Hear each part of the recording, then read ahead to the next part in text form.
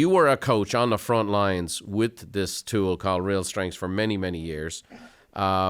What were some of the biggest things you learned about how people relate specifically to money as it relates to their profile? Yeah, at the risk of jumping right into the heavy here at the start of today's conversation, what I learned at the core is that most of us have a lot of baggage, a lot of weight attached to money, either from, like you said, the messages we received growing up, or a previous bankruptcy, or, the current state of our accounts. Quite frankly, money tends to surface a lot of deep shame for people. Unfortunately, you talk about this all the time. If our financial house is not in order, it's just a matter of time before that starts bleeding out into every other aspect of our life.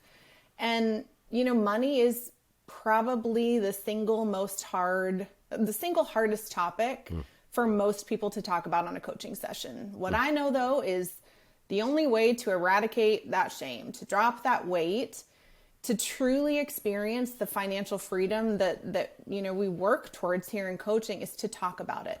We've got to pull that elephant out from under the rug, lean into the discomfort, be willing to, get help and get vulnerable. And while sitting in that discomfort with clients and that pain is heart-wrenching, those are the conversations that are hands down the most rewarding in coaching.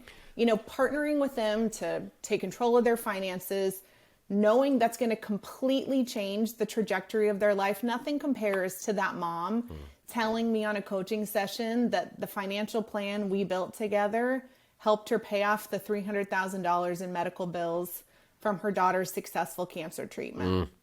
Or the business owner that was able to take a significant portion of his financial, pay for his nanny's college education as a bonus for taking care of their kids.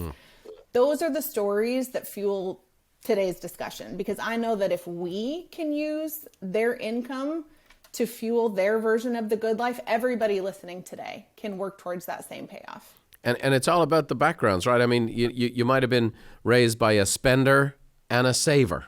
Yeah.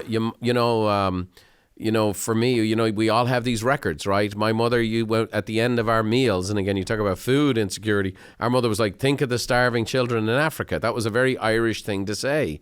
And that meant I had to eat whatever the last of the potatoes were or whatever. We grow up in environments where, and the truth of the matter is, most of our parents and grandparents were taught about money. And they develop whatever patterns. They might have been from the Great Depression. They might have been, someone might have felt totally controlled by someone regarding money, so they're become a wild spender. Thanks for watching. If you want more tips on how to think, feel, and do better, check out these videos too. Oh, by the way, don't forget to subscribe to the channel and leave us a like if you enjoyed the content.